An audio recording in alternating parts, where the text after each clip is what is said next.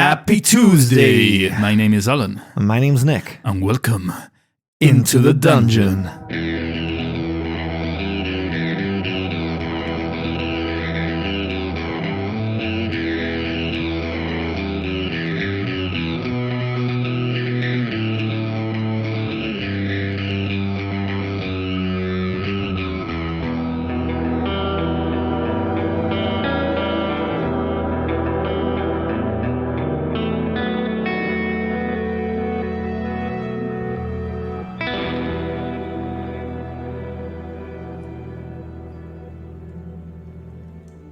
This week we find ourselves just outside the forsaken fortress of Axholm, where we rejoin Shrew's Shrubberies, who have successfully escaped from the clutches of the Banshee, before destroying her with an almighty blow from Fenna.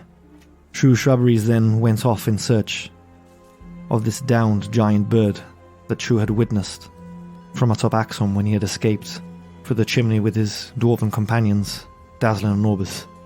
And it is here where we pick up this week, in the presence of this giant eagle. Look! There he is! The majestic beast I saw crash down! You weren't joking? No. Huge. Yes. A giant bird. Big bird. Hold on, and I want to cast. Do you think we should be getting so close to it? Well, it looks injured, defenseless, I'd say. Don't worry, I'll speak to him and I'll see what his intentions are. Hey, he doesn't look like he's going to be doing much speaking. Well, why not? Well, its eyes are closed. It's maybe resting, you know how it is. You've just fallen from a large distance and you close your eyes. Of course you're not going to be... Let me just try and speak to it. Let's see what happens. So I want to cast Speak with Animals. Do you have any spells left? Yeah, this is our first level spell, so I'm going to cast Speak with Animals. And I want to start walking closer towards the giant eagle. Now, I want to speak to it. I am here to help. I am a friend. I am Shrew of Shrew's Shrubberies, famous druid, protector of the wilds. I come from the Mere of Deadmen, disciple of Cinnabis. You might have heard of her. Very famous dryad. Yes. Anyway, I saw you had an unfortunate mishap. Are you in need of aid? You obviously are. Can you talk? I want to get closer and lay my hand on its beak. You don't get any response, but as you're now close enough and you're sort of concentrating on its beak and placing a hand on it, I'm going to ask you for a perception check, just to see what you're aware of. Would you say a medicine check would help if I'm looking for wounds or anything like that? Yeah, if you're going to actively look to see what he's like, but I mean, at the moment you just said you were talking to him and placing your hand on his beak. Okay, so perception for now. 21. As you now right up on this giant eagle, you can see the nature of his injuries, bare scars of nature's fury. You can see that one of his wings has a ragged wound, and that his talons appear to be scorched. He looks knocked out cold, and quite vulnerable. Fenna! We need your assistance here. Do you have any spells left? Yes, Shrew, I have a couple of spells. Fenna has a level 2 and a level 3 spell. That's great. Our friend here needs some healing. Would you mind? Yes, I'll heal him. What level spell do you want to use? The lowest one. Should be enough to just get him going. So Fenna reaches out and touches this giant eagle. As she casts Cure Wounds. Roll me 2d8 and add your, or rather Fenna's, spellcasting ability modifier, as the lowest spell slot she has left is level 2. Total of 7. This warm healing magic spreads throughout the giant eagle's body, and you see it open its eyes slowly.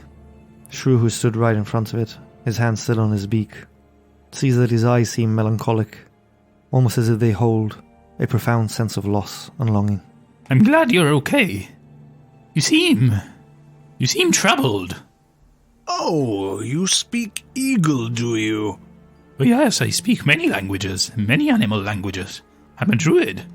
Oh, what good fortune to happen upon you here. My wing. Yes, I saw you fall from the sky. Where were you headed? towards a place called the Moonshade Isles, not far off your Sword Coast.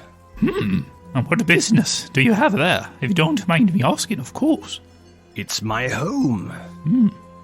Sounds like a nice place. It is. What are you doing here? Well, we had some business inside Axholm, and we took care of it. Now we're going back to Gnomengarde. I don't know if you've heard of the place. No, I can't say I have. We're going to kill a dragon. Oh, the dragon. Yes. Did you have business with the dragon? What are you doing around here? No, I said I'm flying back to the Moonshade Isles. From where? From the spine of the world. The spine of the world? It's in the mountains far up north. Interesting. Well, what were you doing there? Well, we had a nest there. You ask many questions. Yes, I'm intrigued by such a majestic creature as yourself. I've never seen such a big bird. I saw the distant silhouette, a shadow against the snowy peaks. I could feel the ominous presence that lingers in the air. You should be careful. Yes. A small creature against such a mighty beast. Yes, I know. But I have a question. Why would you lay eggs so far away from your home? I'm afraid you've lost me, my friend. You said you had a nest in the spine of the world, but you live in Moonshade Islands. Why did you lay your eggs so far away from your home? Why not lay them at home? It is one of our eyries that we live in from time to time. Not necessarily that we have laid eggs there. Not that I can lay eggs anyway. So it's like a holiday home, you're saying? Kind of. Flying south for the winter. Interesting. What is your name, friend? Shrew. My name is Shrew. These are my shrubberies. Fenna, Murkub, Fabian. Oh, and Norbus and Dazzling, of course. The honorary members of the Shrew's Shrubberies. A pleasure to meet you. What is your name? Ajas. Alas. Well, Alas, it's a pleasure to meet you. Do you need more assistance? No, thank you. You seemed to have healed me of my fall. We do what we can. Fenna here has powerful healing magics. Well, I better be on my way as soon as possible. I have to find my brethren. Where are they? Back home? No, I don't know. We were flying together, but this unforeseen and violent tempest swept me off course and away from my brothers and kin. Oh no. Do you need help finding them? Maybe I can assist. No, thank you. I know the way back. I'm hoping I can get away from this mountain and the storm that are forming, and of course, the dragon. We are due to meet and rest on the southern part of the Sword Mountains before flying across the sea. Well, I'll hope to perhaps visit your lovely home one day, Moonshade Isles. It sounds like a great place. It is. If you're ever in the area, come and look for me. Why, I surely will. Alas. Pleasure to meet you, Shrew. You too. And I thank you. For what? For now I can turn into a majestic giant eagle myself. You can turn into an eagle? Not right now, but I, being a druid, can wield wild magics. And I can shapeshift into animals. An animal I encounter or see, I am able to turn into. What a curious creature. I'd say the same about you. Anyway, safe journeys. We're off ourselves, so we need to get back and deal with this nuisance. I take it you mean the dragon. Oh, be careful.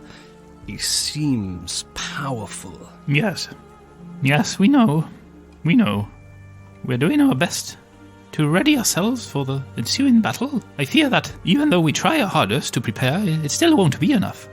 But it is what it is. At some point, we'll need to go and try and defeat it. It's causing chaos around the area. It can't go unchecked. Sometimes I wonder why Cinemus didn't come herself. Who is Cinemus? I told you. Oh no, you're sleeping. Cinemus is a dryad. My mentor. She taught me all this magic and how to use my powers, and she's back in the Mere of Dead Men. She says she can't leave blah blah blah, but I'm sure she could have made an effort for such a dire situation. Well, there are forces at work in this world besides the will evil. I'm sure she has her reasons. For what? For not leaving? Well, she has placed her trust in you. I don't know. She told me something about not being able to leave herself. But anyway, it doesn't matter. I have to do what I have to do, and it is what it is. It is my fate. And unfortunately that of my companions here. Shrew's Shrubberies will go down in history, or they will go down. I hope for your sake it is down in history. Me too. And that we are able to tell it. Well, I best be going before this storm starts to rage. Yes, indeed. You best get going. It's been a pleasure to meet you, Shrew. Same here. I'd offer you a sausage, but I'm fresh out. What a curious creature you really are. Farewell, friend. You see Alice spread his wings wide, their span eclipsing what little sunlight filters through the dark clouds and the sparse treetops above. He lets out a call, which echoes through the mountainside, like a melody of the wild, as he takes to the sky with a single powerful beat of his majestic wings, soaring up and into the darkening clouds. What a fantastic creature! What an imperial animal! The blood rushes through my veins after such an encounter. What an impressive specimen! As you're saying this, you realise that Shrew, Shrubberies, Dazzle and Orbis are just looking at you wide-eyed as all they're hearing is like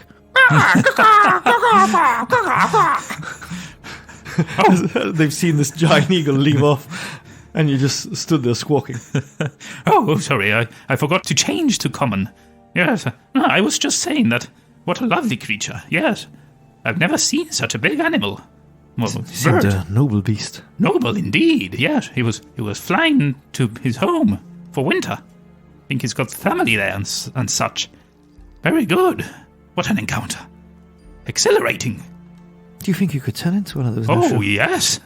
Oh, yes, I could. Not right now. But we're going to have a little rest. And then I'm going to go back into Axum like we briefly discussed. And then we'll go back to Gnomengarde. But when we go up the mountain, you'll be traveling on a giant eagle. What do you think about that? Impressive? That sounds amazing. Amazing indeed. But how are all of us going to fit on you? Well, some of you can ride on my back. I'll grab the others on the talons and we'll make it work. Don't worry. What do you mean you could grab us by the talons? Grab you by the talons, yes. You, specifically, because you just volunteered. I have not agreed to that. Don't worry about it, Fabian. And what happens if the damn dragon attacks you mid-flight? No, don't be preposterous. We'll be done before... Now, Fabian. We need to talk strategy here at some point. Yes, the strategy is I turn into a giant eagle and we fly up the mountain. It sounds like a sound plan indeed, and... So we're just going to gallivant up there? No, we'll go halfway. If you're happy... Obviously, we're not going to fly into the dragon's roost. Well, that's pretty much what you appear to be saying. No, don't be silly. Don't be silly. We won't be going up there with you. No, I wouldn't expect it. But perhaps once the dragon's gone, we can explore the ruins. I don't know. Are the ruins where your people used to live, Murkob? Yeah, mate, our homes were in the ruins of Icespire Old. Well, you see, Norbus Dazzling, imagine when the dragon is gone, the orcs will want to get the place back, and I don't know if they want two lovely dwarves gallivanting around the home. Yeah, probably not. No. Perhaps we could explore it, though, before they move back. We could say we are friends of Murgub. I don't think they appreciate Murgub. I don't know. I don't know what's going on. Anyway, listen. You don't need to carry on getting into trouble. We have been able to save you this time, but perhaps next time it's a different story. Hyrule, what were you doing In Axon anyway? We came to save you, of course. How did you know we were in trouble? Well, Halia told us that you had left with her men and that you hadn't come back. She sent 2 more men that unfortunately appear to have faced the dragon. The mind boggles to think how you two were able to survive and not Halia's hardened men. Why did they ask us to hide? You know, we're not much use in battle. No, I know, by experience, we yes. Probably would have contributed to the demise earlier. Well, I'm glad you made it. I'm glad you were able to stay alive, hidden, and safe until we came to rescue you. But we should go back. You should stay in Gnomengarde until all of this is over, and then wait for us to escort you back to Fandaling if you want to go there, or wherever you want to go. I was thinking of going back to Lylon myself, and you're welcome there. Of course, if you'd want to join me. Are there any tombs there, or any mysterious sites we can explore? Well, it's been rebuilt currently, and there's some... Rebuilt? That means things have been ruined? Yes, exactly. There's a few old buildings that have been refurbished, and some ruins. They're rebuilding the High Tower of Falidar. Very famous, yes indeed. And there's also some mines around, but I wouldn't suggest... Oh, mines? Yes. They have rich deposits of copper, nickel, and silver, yes indeed. You notice that the 2 dwarves are rubbing their hands. There are many tunnels and shafts, some which lead to the town itself. But anyway, I wouldn't want you gallivanting into mines. Unaided and alone. No. And there's a few people there that are in charge that are not the nicest, let's put it that way. Well, I think we better get some rest before the heavens open up. It's bloody freezing out here as well. Yes, it's a good thing we have these coats and hats that Adabra gave us. Very kind of her. But yes, let's take a quick short rest. Maybe we can light a little fire. Just out here in the open, or shall we take some cover by the portcullis? Are you sure you want to get so close again? Yeah, we should be fine. Let's go. Sorry, so you're going...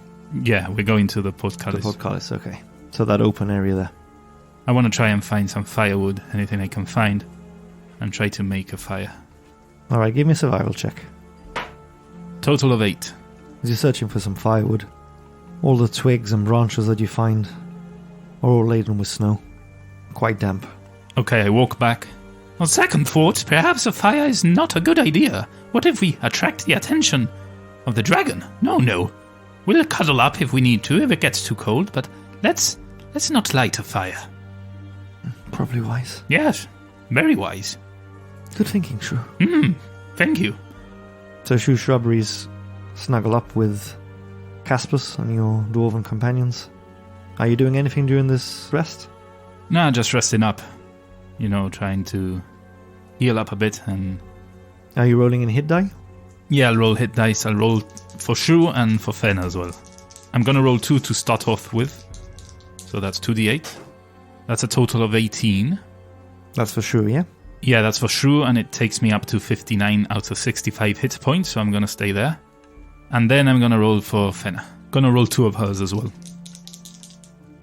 That's a total of 9 hit points for Fenna. Okay, so that leaves Fenna with 29 hit points left, out of a total of 35. That's fine, yeah. We'll stay like that for now. How long do you want to, or rather, how long do you intend to rest here before you go back into Axel? As little as we can. What's the bare minimum of a short rest? It needs to be at least 1 hour. Okay, so yeah, we'll short rest for an hour. Okay, so you guys huddle up, and after a while, you notice that the air around Fabian begins to shimmer with residual arcane energies. Fabian begins to hear a soft, almost imperceptible hum, which grows steadily louder, carries an otherworldly resonance, a melody of arcane forces at play.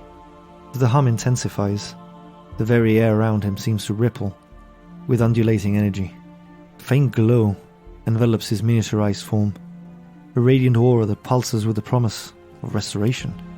Tiny motes of arcane light dance around him, creating a magical spectacle that paints the air with hues of cerulean and violet. You start to notice that Fabian's armor and weapons begin to shift and reshape themselves. Straps tighten, plates realign, leather stretches as they seek to accommodate a returning to Fabian's true size. The hum within Fabian's ears reaches a crescendo, symphony of arcane energies converging with precision. Fabian, caught in the heart of this magical maelstrom, feels a tingling sensation coursing through his veins. A sensation that seems to coax every fibre of his being back to its original stature. With a final resounding surge of arcane energy, a glow around Fabian explodes into a cascade of sparkles. The once miniature warrior, now lying there in his full, towering glory once more. Fabian takes a deep breath, feeling the familiar weight of his restored stature settling upon him. And you notice a triumphant smile crossing his face. I don't know, I think I liked you better smaller. Finally wore off. Yes, I told you, just I never give it thought I'd see the time. day. Yes, of course, that's how magic works. Everyone knows. You didn't know how long it was going to take. No, but you waited long enough, and then it goes away. Oh, it couldn't have happened earlier. Well, it's what it is. Sometimes things take longer than we would want them to. Well, I'm just glad to be back to my normal size. Yes, you'll be more useful in your normal size. I'm sure of it. Oh, it'll be a shame I won't get to ride Caspus anymore. Well, it's bigger now. Speaking of which, Fenna, will he stay like that? I've got no idea. I don't know what happened. I've been speaking to Caspus a little, but even he doesn't know what happened. He has no recollection of falling in battle or of growing to this size. He seems equally confused. You should speak with Sturgeon. Who's Sturgeon? Yes, the gnome guy that came out to you in your sleep. Sturgeon. Oh, Segurgen. Oh, yes, Segurgen. You should speak to him. Maybe he has the answers. Perhaps I'll pray to him once we're back in Gnomengarde. Or perhaps the gnomes there will. Perhaps they have answers. Or Vorpip. He seemed very wise and knowledgeable. Oh, yes, we could search for books about badgers, big badgers. Well, I'll say that an hour's passed, so your short rest has concluded. Good. Well, I feel much better after that little rest. Oh, yes, I can feel the magic tingling in my fingers and vibrating in my bones. Would you say you feel it all around you? Oh, yes, all around me. Anyway, you guys wait here. I'm going to investigate the chest. Give me a ring, Fabian, if you don't mind. Oh, the ring we took from the... What is it you call him? The Guillaume's brother. Him? Yes. Do you still have the Stone Ascending? Yes, I do. The first sign of trouble. Actually, you're screwed if there's trouble. Now I'll be fine. Well, the way you got in before has crumbled. What do you mean? Fenna went all crazy on that banshee. It collapsed. That's how we opened the portcullis before. I'm flying up the chimney. Should we rest up there then? Or wait for you up there? Or should we wait here? Just wait here. What difference does it make? Well, if there's trouble, then it means we've got to climb up. Okay, then. Let's all go up and wait there. If I'm in trouble, you can climb down the chimney, I imagine. And tell me. But I don't envisage any trouble, let's be honest. It's a foolproof plan. I mean, I'm just going in, opening the chest, coming out. I've got 2 wild shapes. I can use it twice. My magic limits me to that. I'm still not a pro druid, of course. But that's all I need. In, grab, and out. I also left my... Full disclosure here. I also left my rod of unmoving, or the immovable rod. Immovable rod. So now you're not just going in for the chest. We'll play it by ear. Let's see what happens when I get down there. And didn't you also say there were giant spiders? And you see Fabian sort of shudder as he remembers your last battle with giant spiders. Yes, but don't worry. That was in another room above the portcullis. That will be going in at the other end of the stronghold. No need to worry. I hope they haven't moved to investigate the rockus we made. No, of course not. They are shy animals. If I know something, it's animals. Spiders are shy animals. They shy away from loud noises and such. Well, when you dropped that damn axe, well, that's different. They all came out. That's from everywhere. That's very different. Those spiders are attracted to loud bangs. Those are the weevil spiders, and those are attracted to large sounds. These spiders are from another family altogether. They are the weave spiders. The others are the weevils. These are the weave spiders. 2 different families, 2 different ways of living life. Yes, they shy away from loud noises. Roll a persuasion. Or rather, a deception, because you're talking out of your derriere here. Well, I convinced myself, let's just say. You convinced Alan? I convinced Alan and Shrew. When you suggested rolling, I was like, wait, why? This is what it... This is canon, yeah? That's right. Total of 9. Something tells me you're bullshitting me, Shrew. No. Oh, there's a morning pigeon. Oh. Yes. It flew by. It just flew by. Did you catch it then? No. Oh, damn it. You told me next time you saw it. Well, I saw it. It just flashed. It just flashed by the quick animals. These morning pigeons. But anyway, let's get going. And please be careful. Yes, well, you're coming with me up the mountain. Let's go. Alright, so Shrubberies are going to climb up this mountainside, yeah? Yes. Alright, I'll say because you've climbed down and Dazzle and Orbis have also been up and down. And there's more than enough footholds. You managed to get up without any issues. Good. You now stood under this chimney, where when you were last here, you saw the banshee screaming from it. Nice times. I tried to turn into a sturge. I don't think I can. I'm not sure if it's an animal or it's an abomination or whatever it is. I just try and focus and try and turn into one. See if I can do that. Yeah, sturge is a tiny beast, so you can turn into one. Alright. So just to get this clear, you're going to turn into a mosquito and fly into a dungeon full of giant spiders. Well, I mean, I could be a mosquito, I could be a bat, I could be Shrew himself. A giant spider is going to attack me if it's there. I suppose. So, yeah. Maybe if I'm a small mosquito, I won't look so delicious to it. I like your thinking. Alright, so you turn into this tiny, grotesque-looking cross between a bat and an oversized mosquito, with legs that end in sharp pincers, and a long needle like proboscis. What are you doing? I'm flying down the chimney. As you start flying down the chimney, that foul stench of death becomes apparent again. Within a moment, you're at the base of the chimney. I look around, do I see anything? Other than the ghoul that died trying to get through your wall of fire, no, you don't see anything. Okay, so I want to change the plan a second. As a sturge, I want to fly out casually, slowly, quietly, outside of this room, and see if I see anything down the corridor where I left my immovable rod. As you fly out through the door, take a right. You can see your immovable rod, exactly where you left it, but you don't see anything else. Okay, I fly back to the room with the chest. Once there, I drop my form, quietly close the door that leads to the room with the ghouls, where the ghouls were, and I approach the chest. I want to investigate it, inspect it, see if it's trapped. Alright. Actually, I have a spell called Find Traps. I want to cast that. It's a level 2 spell. Do you want to remind our listeners what that does? Yeah, I would sense the presence of any trap within range that is within line of sight. A trap for the purpose of this spell includes anything that would inflict a sudden or unexpected effect you consider harmful or undesirable. The spell would not reveal natural weaknesses in the floor or unstable ceilings, stuff like that. And it only tells me that a trap is present, but I don't know of its location. Only the general nature of the danger posed by the trap I sense. Alrighty. You're casting the spell then? I'm casting the spell, yeah. You do sense the presence of a trap. Ooh, damn.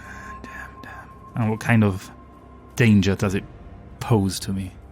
A magical danger. Ooh.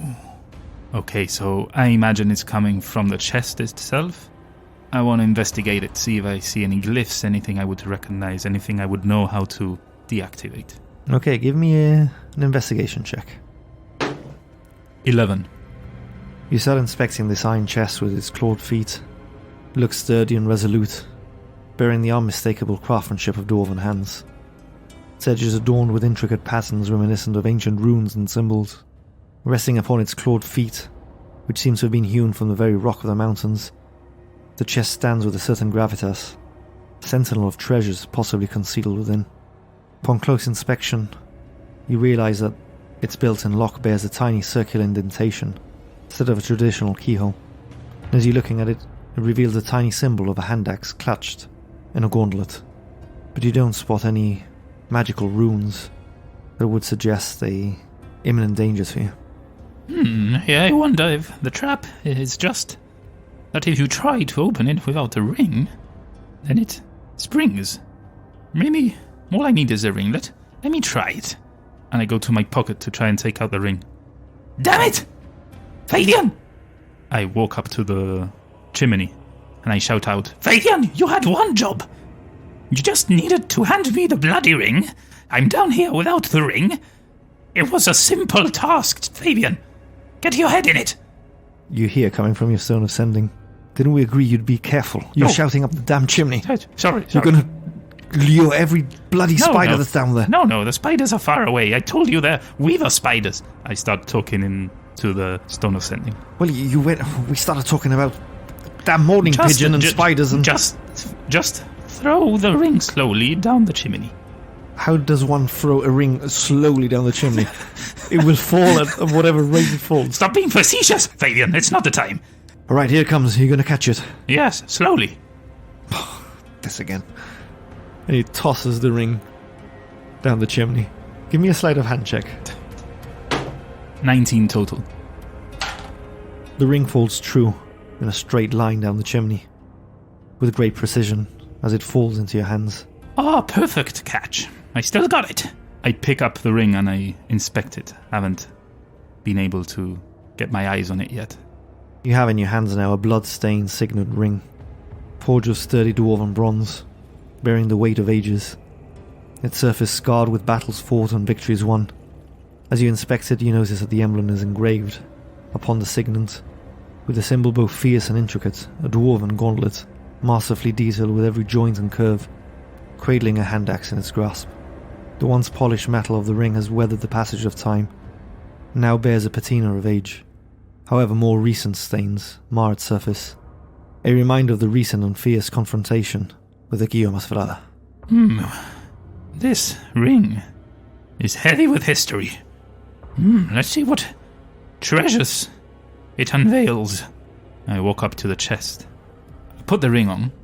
Okay, I put the ring on and insert it into the little nook. As you insert the signet ring, you hear a mechanism inside, clicking and whirring as it unlocks. But now you see a number of runes that appear in a faint glow. Give me an Arcana check. 18. As you inspect these runes, you notice that one of them is glowing in a slightly different colour, ever so slight as it flickers. You gently touch it, and all runes go dark. The chest then opens up. Here we go. Well. If only there was anyone here to see this.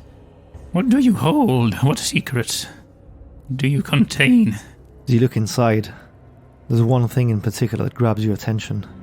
This helm of black polished metal, with a ruby set in its centre, and these two almost bat-like wings flanking either side of it. Oh, what? Bat-like wings. Okay, I'm listening. You also notice a pair of polished gauntlets, which are adorned with a ferocious-looking beast on them. You also see a steel coffer, what looks like a small platinum amulet on a thin but sturdy golden chain, and what you now recognize well as 3 potions of greater healing, kindly donated by our friend Neil Ravos. Oh, Neil, thank you very much. Much needed. They finally appeared. They finally appeared. In what great timing. I think I've drank all the potions I had already, so these will come in handy for the dragon. Okay, I reach into the chest. I want to take out the amulet. Put it around my neck. Yes, worthy of El Quijomas, brother. Another chain for my collection. You notice that this bears a hammer and anvil. Yes, the official emblem of El Quijomas, brother. Give me a religion check. 20 total. You recognize this as the holy symbol of Moradin, the dwarven god of creation. Yes, at closer inspection, this looks like the holy symbol of Moradin. Like Norris and Dazzling sailed by Moradin's beard. I have his necklace now. Very good. Maybe Norbers and Dazzling can tell me a bit more about this. I want to pick up the coffer Okay, as you pick it up, you can feel something rattling around inside it. I wonder what this is. And I open it. As you open it, you notice that the box is packed with silt, and nestled within it are 2 bottles that you recognize as potions of superior healing. Ooh. So I want to pick up the helmet. Okay. Put it on my head. I don't really like this. It's metal, but it'll be easier to carry this way for now. It's a bit uncomfortable. And then I want to pick up the gauntlets. I want to look at that engraving of the beast. As you pick them up and you inspect these intricate engravings, which appear to be made in gold, which contrasts with the silver metal beneath. They appear to resemble the faces of ogres. Interesting. Interesting indeed. Maybe this gives you ogre strength. I wonder. There's nothing else, right? No. I want to investigate in case there's like a hidden compartment or something. You spend some time looking at this chest. You don't find any hidden compartments. Very good. What a find. I'm sure Fabian or Murka will love some of these. I'm not quite the type for metal, but I'm sure they'll come in handy to defeat the dragon. So I want to close the chest. Okay. Lock it up. As you do, it starts to glow with these runes again. Leave it there. Okay. Actually, I open it again. Reopen, put the ring in again, open it again. Okay, so you put the ring back in. The runes start glowing again. You touch the same one. They all fade out. Okay. I should probably leave something here in case someone else comes and manages to open it. I take 1 cup apiece and place it inside the chest.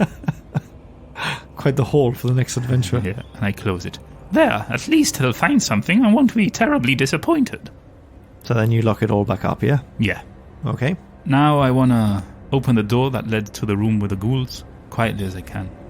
Stealthily, I would say. Okay, then give me a blind stealth check. I want to open that door, see if it's still empty. Yeah, other than that, downed ghoul seems empty. I want to walk out of that room, onto the corridor, slowly peeking my head out, see if that's empty.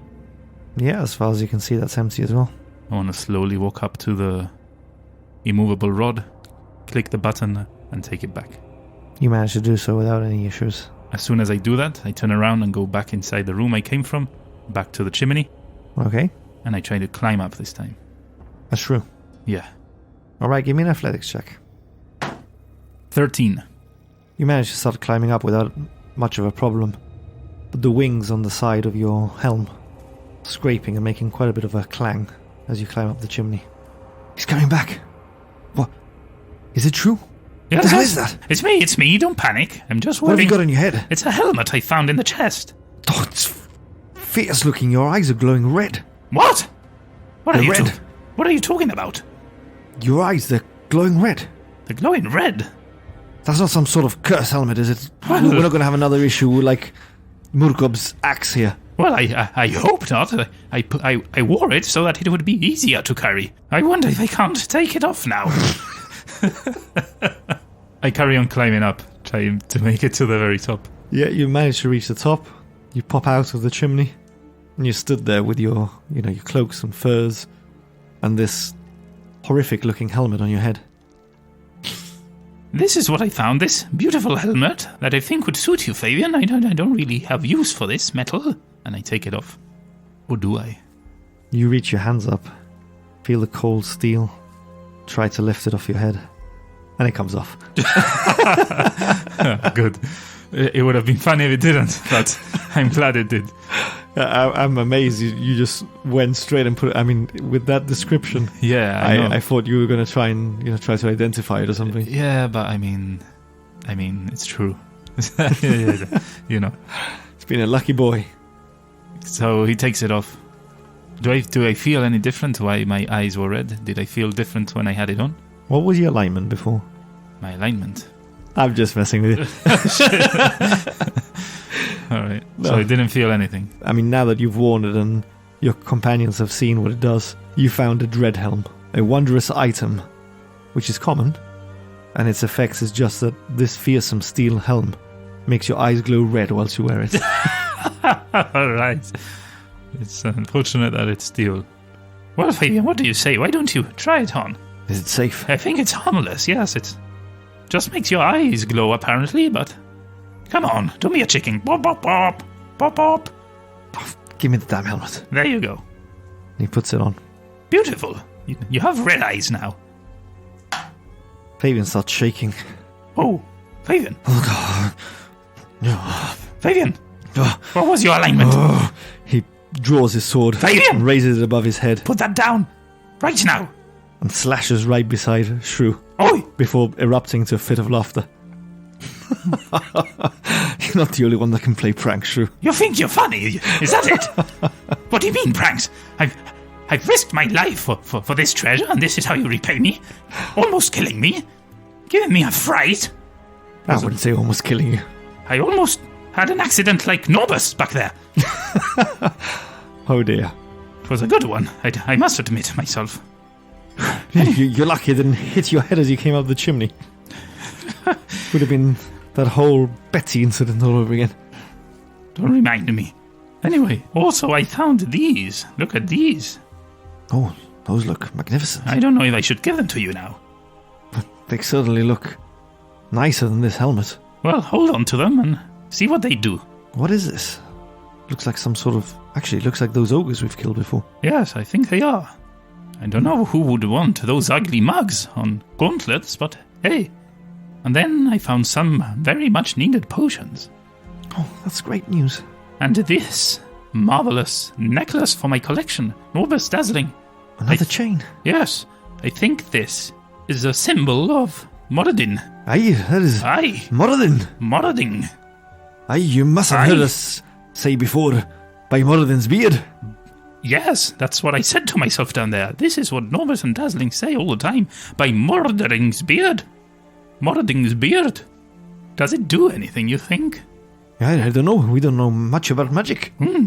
I feel like I'm part dwarf now. You've got plenty of change around you.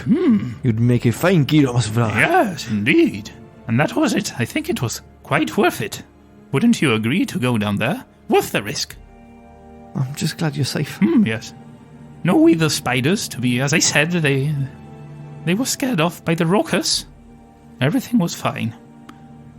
We should get going, I believe. Would be a good idea. Well, what if we... I don't know. What if we perhaps try that now here, the giant eagle thing? Me carrying you all? How are you going to carry two dwarves, Fenna, Caspus, an orc, and me? I'm giant. Giant eagle. It's in the name. We saw that giant eagle. I don't think all of us would have fit on him. Look, you ride on one of my talons. Then Mordecai on the other. Yes, Caspus might be a problem. Okay, change of plans. I will turn into a giant badger. Half of you ride Caspus, half of you ride me. And we get quicker to Gnomengarde. What do you think? Between Caspus and Shrew in giant badger form, you'd be able to take 4 of your companions. There won't be space for all of you. Somebody will have to walk. Oh, judging by Caspus's size, perhaps not all of us fit. Don't you worry. I've got an idea. Which reminds me, because Caspus is in a current magical enlarged form, his true size as a giant badger is actually that of medium, so the dwarves or Fabian wouldn't be able to ride you. Right, so I wouldn't turn as big as Caspus. No. Okay, not to worry. Can turn into a horse. Yeah. It's... My plans are going to waste here. I wanted to turn into an exotic animal, not a plain horse. I don't... Now that I think about it, I don't know if I could turn into such a big badger. Let me think this through. I know, I'll turn into a reindeer. Okay, so I will turn into a reindeer. Caspus can carry Fenna and someone else, Norbus. I will carry Dazzling and Murkub. And who will I ride? Well, I've got a special place for you, my dear friend. We are going to fashion a sleigh of sorts. Yes, I put a rope around my mouth and we'll find something to fashion into a carriage. Something you can ride on, and I'll pull you along behind me. What do you think? Interesting idea. It will be fun, Fabian. Sounds dangerous. Well, what's a bit of danger with so much fun? Where are we going to get a slate from? Well, we'll fashion one with some wood or something. Maybe I can shield surf. Ooh, I like the idea. Is your shield big enough? I would say so. Would it get damaged, do you think? Well, it's magical. Ooh, let's do it. What on earth was that? That was me turning into a reindeer. I don't know if that's the sound they make. I'm not sure, but It's similar. we'll go with it. It's similar. Oh, you boys never cease to amaze me. You'll be the death of me one of these days. So Fabian gets some rope, makes sort of a makeshift harness for Shrew, places the shield on the snowy ground, helps his companions mount him, and then slaps Shrew on the buttocks. Is Shrew starting to march off then? Yeah, he's galloping away. Oh, wait for me, boys! And so our weary heroes bid farewell to the towering stone walls of Axholm. They embark on a rather playful journey that promises to test their endurance as they traverse the stark winter landscape, draped in mist and shadow. The cold winds, keen and unforgiving, sweep down from the peaks of the Sword Mountains, carrying with them the bite of winter's chill. As you are galloping off, give me an acrobatics check for Fabian. Total of 3. Here we go. As you're galloping and you look over your shoulder to see if Fenna's catching up with Caspus, you notice that Fabian's really struggling to hold on and stay true on his path behind you. You see him sort of crashing into bushes and branches, ricocheting off rocks that are underneath the snow. It almost appears as if there's a nest resting upon the wings of the dread helm he's wearing, and you see these red eyes glowing, contrasting sharply against the white surroundings. And so as you gallop on, the air is laden with the scent of pine, the fragrance of evergreen trees that stand resilient against winter's grasp. Your companion's breath materializes in the cold air, forming clouds that hang for a moment before dispersing into the grey expanse. The sky above you is a somber tapestry of leaden clouds, heavy with the promise of rain. The winds continue to sweep through the mountain passes as you make your way towards Gnomengarde, bringing with them a persistent drizzle that clings to you like a spectral veil, intensifying the chill that grips you. After a few hours, you arrive at the base of the mountain where Gnomengarde is. A massive monolith that looms above you, stony facade adorned with patches of frost. You now hear that familiar waterfall cascading down, and you see it creating a cloud of mist that hangs in the air like ethereal silk. You start making your way towards the entrance, past the islands with those mushrooms that are a riot of colour. You finally made it back to Gnomengarde. Alright, I dropped my form here. Was it fun, Fabian? It looked like a blast. You see Fabian sort of spitting out bits of leaves and twigs. He looks absolutely shattered and rather worse for wear. Yes, I see you enjoyed it. It was an experience. Well, let's go in to Gnomengarde. We can rest here. Spend a comfortable night at last. I'm sure you'll be more than welcome here, the Novus and Dazzling. I've never been to Gnomengarde.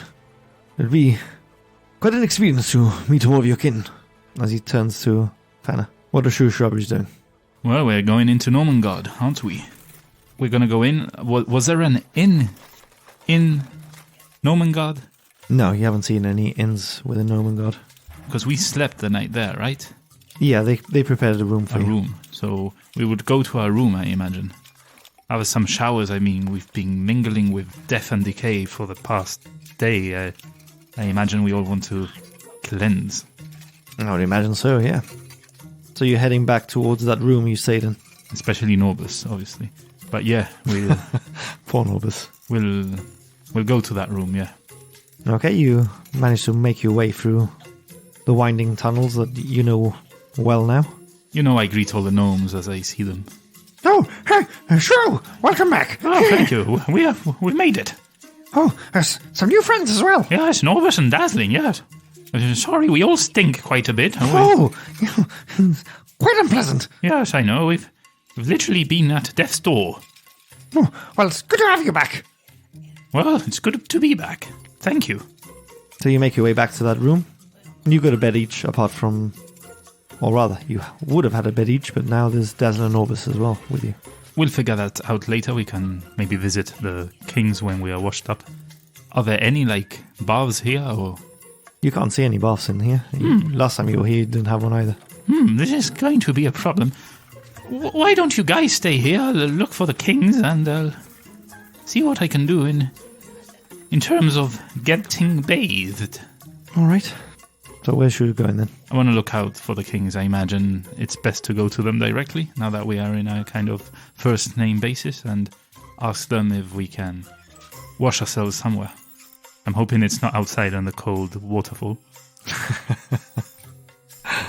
So yeah, you know your way to the throne room. After a short trip, you manage to get there. And the kings are there, sat on their thrones. Oh, Shrew, you're back! I'm back, yes, and so are my friends. We bought 2 more. I hope you don't mind. They'll be staying the night, and perhaps a bit longer than that, whilst we go kill the dragon. Oh, well, friends of Shrew are friends of us. Well, that's very good to know. Now, you'd probably noticed my stench. Oh, I'm glad you raised it. Quite pungent. Yes, we were hoping to wash ourselves, to have a bath. Is there anywhere we can go to do so? Well, there's the waterfall. What? I don't know. It's quite cold outside. Oh, it's invigorating. No. It awakens the senses. I've been awakened already. Oh, you want a bath? Yes. A hot one. A warm one. Hot one would be good, but a warm one. Oh, that's no problem. We can have some of the gnomes to prepare a bath for you. Oh, that would be grand. Would you like some mushroom bread as well delivered to your room? Oh, yes. I'd eat anything right now. Where would the baths be drawn? Well, we'll take the tap to your room and it'll be repaired there. Okay, but there might be a problem. There's a female amidst our party. I don't think she'd appreciate bathing. Oh, fair enough. Yes. Oh, we can prepare a separate bath for her. That would be great. Thank you very much. Is Bryn around? Oh, yes, Bryn is in the kitchen usually. Would you mind sending someone to fetch her and for her to come to our room? Are you requesting Bryn to give you the bath? No. Tell her to bring the sausages. What sausages? The mushroom sausages. Mushroom sausages? Yes. I've never heard of such a thing. She was going to invent a new recipe. It's going to blow your mind. Do you like sausages? I can't say I've ever had one. We live off the bread here, the mushrooms. Well, your mind is about to be blown, my friend. I can call you friend, right? It's not... Yes, we are. Okay, good. You saved our lives. Well, I tend to do that. I just saved Novus and Dazzling, my dwarven friends. I saved their lives right now, too. Yep. I found this chain. Oh, more treasure. Yes. You have quite the collection of chains. Well, I am the Kijomas brother. Yes, you mentioned that last time. Still don't really know what that is. But well, you can go to the library and read up. Oh, I don't want to be bored to death by No. You'll see, he has a trove of knowledge in that place. It's a valuable asset to your kingdom. No doubt. Well, you are stinking up our throne room.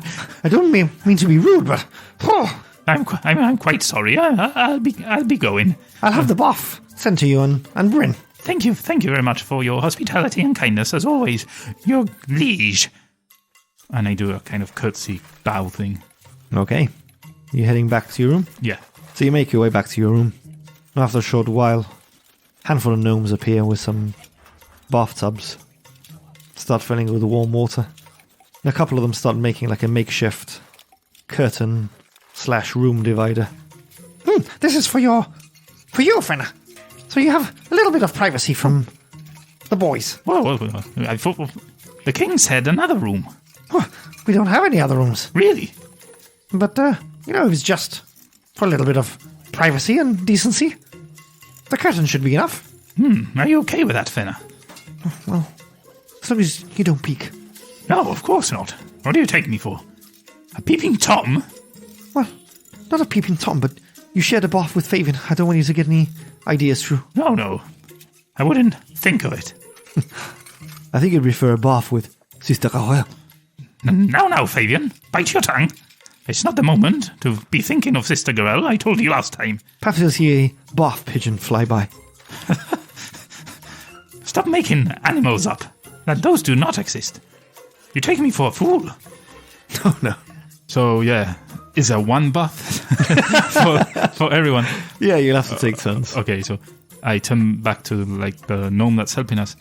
A question, would you be swapping out the water after every bath?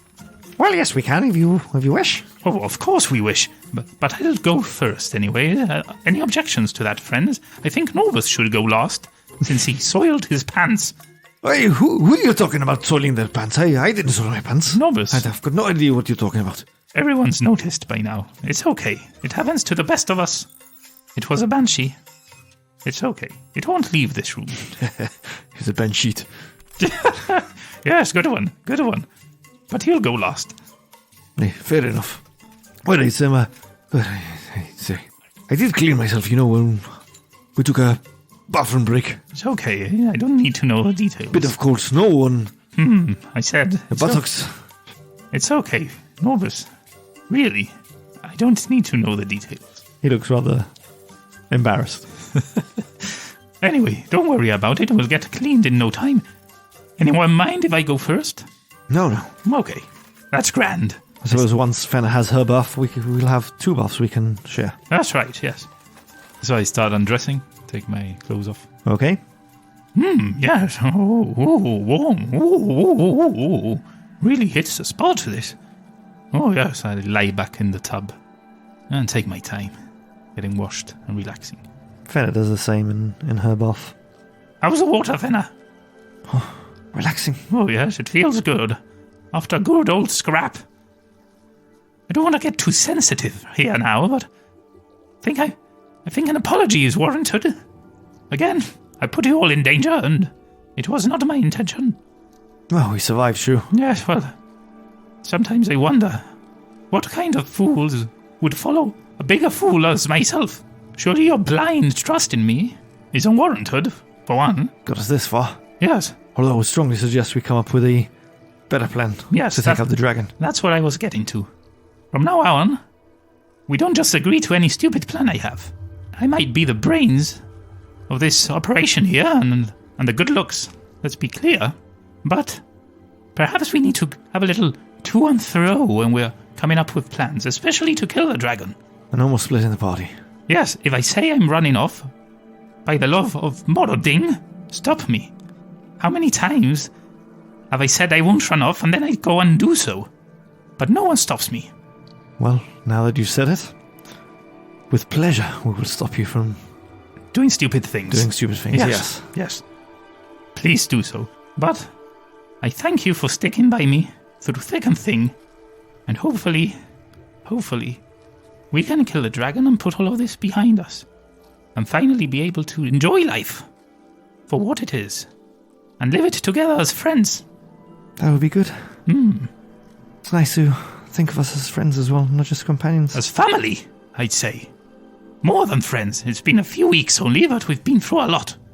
That makes us family. Except Fabian. Maybe he's like an adopted stepbrother or something. Thank you, Shrew.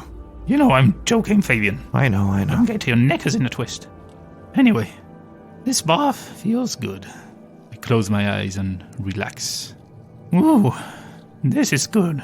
Actually, now that I think of it, even though it does feel like we're family, I don't know much about you. Any of you. That is true. We have been almost living day to day. Fenna, has it been almost a month since we met each other? Oh, yes, on the road to Adabras. I remember you telling me you wanted to meet your kin here in Gnomengarde, and you have done so. Yes, sadly haven't been able to stay here as long as I'd have wished, but with the dangers outside, it seemed better to help you kill this dragon, and then perhaps I can stay here longer and learn more of my people. When you told me you were from Neverwinter. Yes, that's right. Surprised you remember. Of course I remember. You come from Neverwinter as well, Fenna. Yes. So you knew Shrew before this adventure? No, we didn't. We didn't know each other. Oh, well, Neverwinter is quite big. Yes, indeed. What were you doing in Neverwinter? Were you born there? I'm intrigued to know a bit about your past. We've got a bit of downtime. Do share. So it would be good to learn a little bit about each of you as well. I guess I'll start. That's what we're going to call the session. Ooh. We've laid it up nicely. That we have. I'd like to start off the end of this episode just by apologizing for my voice. Some of the voices might sound a bit weird. Still recovering from a bit of a nasty cold or flu. It's been fine. Yeah, I definitely feel your pain now trying to register those higher notes with Shrew when you've been ill. Yeah. Oh, I was really struggling with those kings. But yeah, I hope you enjoyed today's episode. We finally made it back out of Axholm and have returned to Gnomengarde in one piece as we surely embark now on the final leg of this story. But first, before we embark in that last leg, we are going to prepare some, as you may have noticed by how we ended this episode, some backstories from our beloved characters, Fena, Morkob, Fabian, and of course Shrew. Yeah, you left our listeners on quite a cliffhanger there. Why? When you met Cinemas. Oh, yeah. You sort of teased us with how perhaps Shrew got his powers and... Yeah, it was the start of the first encounter with Cinemas, so we can build on that. I think that maybe gives our listeners a bit more of, background, obviously. Bit of an insight to these characters that make up Shrew Shrubberies. Get to know them better before we head on to the last peril of the dragon himself. And once we get through those, we'll continue on a journey up towards the Dragon of Icespire peak. Hopefully you'll be looking forward to hearing those backstories. We're certainly looking forward to recording those and bringing those characters more to life for you all. But in the interim, if you want some more Into the Dungeon, be sure to visit our website www.i2td.com. And whilst you're there, why not follow the links to our Buy Me a Coffee page, where you can join one of our membership tiers and get access to bite-sized little bonus podcast episodes where we reflect on the sessions that we play. Whilst you're there, you can also make a purchase of some magical items and scrolls and potions, although I think we're sold out of items. But there's definitely some things there that you can purchase, which will obviously assist us in running the podcast, but also provides you with an opportunity to be a part of the stories we tell and join in our adventure, as you will have seen today with Neil's kind donation of those potions of healing which transcend into the game and provide Shrew with much needed assistance. Much needed, so thank you very much, Neil, again. If you cannot donate or become a member, or if you wish not to, don't worry, you can still help us out tremendously by following us everywhere we are. We are on X, we are on Discord, you'll find the links on i2td.com. We are also on Instagram, although we don't post. We're there. We're there. You can follow us if you want, but don't expect much. Not right now. Maybe when we get a social media manager. Valerie. Then yeah. Valerie. So maybe in the future we'll have someone that can kind of deal with that side of things when we get more members and they pay for it. Just kidding. We'll see how it goes. Anyway, I'm rambling. I'm sorry. Surely we're on to the end of the episode club now. No, I didn't finish. So yeah, you can subscribe to our YouTube as well. We have YouTube. Also, leave a comment anywhere you can find us, and also reviews on your podcast players of choice. That would help us tremendously. And like in Spotify, you can give us 5 stars. You can give us 1 star, but please give us 5 stars. Yeah. Make it. It is Christmas after all. Yeah, please. It would really, really help us. And tell your friends and your family if you're bored during the holidays. If you celebrate the holidays and you're bored, then maybe, listen to our podcast again, starting from episode 1. Increase those downloads, and then maybe share it with your friends and family and say, look at this majestic podcast that I found. It's majestic. Listen to it. And hopefully that helps us grow. So I'll stop talking. Thank you very much for that and for everything and for being there. And so that brings us now to the end of the episode club, the last one standing. This is episode 67. You know what to do. We're going to give you a password. You're going to compete for the esteemed title of the Guillaume's brother. now with an extra chain from Moradin. Yeah. And for the winner, we'll post it on Discord. We have a little channel there, a thread going on where we'll post your successful comment for prosperity. And we'll also give you the title of El Quillo Mas Frada on Discord. If you join Discord, obviously. It's something we do for fun. We like reading the comments that our listeners give us from week to week. Quite witty, quite funny. We love reading them. It's usually the highlight of my week. Yeah.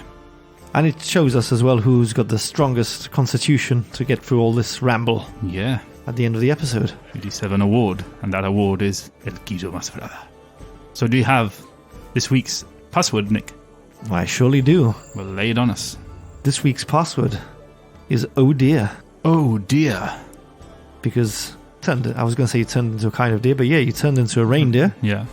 And quite aptly as well, because it is Christmas this week. Mm-hmm. Or was Christmas yesterday, by the time this airs. So yeah, I hope you've all had a wonderful Christmas with your family and loved ones. If you celebrate it. And if you don't, happy Hanukkah, or... I'm going down a rabbit hole here. Yeah, happy holidays. Happy holidays. And happy December. I don't know if you don't celebrate Christmas. Well, happy December. It's probably just a normal month. Happy Yuletide. Let's keep it D&D. Yuletide. Is that what D&D celebrate? I'm not sure. It's something Nordic. It sounds more D&D. Okay. Happy Neverwinter Wonderland. Actually, there is a feast, isn't there, in winter? The shield meat in winter? Meat? Or mead? Shield meat, but not meat. Shield meat? Not as in meat that you eat. As in meat, you meet each other. Yeah. I'm not sure. Not a kind of meat that you eat as a shield. That would be weird. Yeah. Well, with ridden shields. We have. Little throwback to Zelda for those of you who are subscribed to our Buy Me a Coffee. We usually, or rather this year, we've had quite a bit of a chat on different Zelda type of things. So, yeah, because you don't just get... the shield meat is in a completely different month. But there is a winter feast. Well, Nick looks that up. In the little episodes we have into the studio, basically, for our members. Yeah, we talk about the episodes that we just played. But we also have, from time to time, known to diverge and start talking about maybe the week we've had and other things maybe that interest us, like video games and whatnot. So if you want to know more about us as well, make sure to sign up. Did you find the name of the thing? Yes, I did. There's probably someone shouting what it is. Yeah, somebody's screaming at the idiots. At the phone. Holidays. You could have edited all of this out. You chose not to. Well, you are the editor. Yeah, I've decided to leave it. Actually, there's an annual holiday called the Midwinter. Midwinter. It's during the middle of winter. The middle of winter, yeah, as one would imagine, which is kind of where the Christmas holidays land as well. So happy midwinter to all our listeners. And what's the new year? What's the new year called? Look that one up. I guess a new year's the same. Or here. Nah. Or, I don't know. There's one in spring called the Green Grass. But different cultures celebrate New Year at different points, so... And happy green grass. Anyway, we hope you enjoy whatever it is you do in winter. And that you spend time with your families and loved ones. Now, before we go, we've got a special shout out and a big thank you to our good friend James. Mm-hmm. Yeah. Those of our more keen-eared listeners may have noticed a new voice in today's episode. The voice of Alas, or Ayas, which has very kindly been voiced by our good friend James, the frontman of Colossal and Dead City Radio, amongst some of his musical projects, which we'd love if you'd go and check out. We'll put the links to those bands in the description of this episode. This is hopefully just the start of featuring some guest voices in the adventures we play. And without further ado, we hope that you join us next week and for the next few weeks as we explore the backstories of Shrew Shrubberies and as we delve into the dungeon.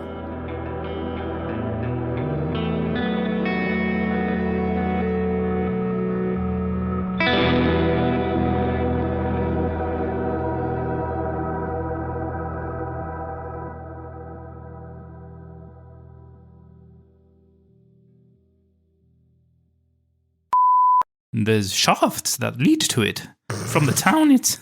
I can't... Sorry. Well, it's what it is. Sometimes things take longer than we would want them to. Like this campaign. Knowledgeable. Ooh, yes, we could search for books about badgers, big badgers. Just as long as we're not searching for books on beavers. Well, I'm sure they have a special section for that. Yes, probably in the All right. adult gnome section. Yeah. I start undressing, make sure that I'm behind the curtain. Sorry, behind us. Tranquila, No, me dice- tranquila. Al second peak, que come. Que trata come. And Big Al's, Sí. well, no. Big Al's ranch you started walking en plan automáticamente. Bueno, me quité toda la ropa en el fondo y estaba mirando por la ventana.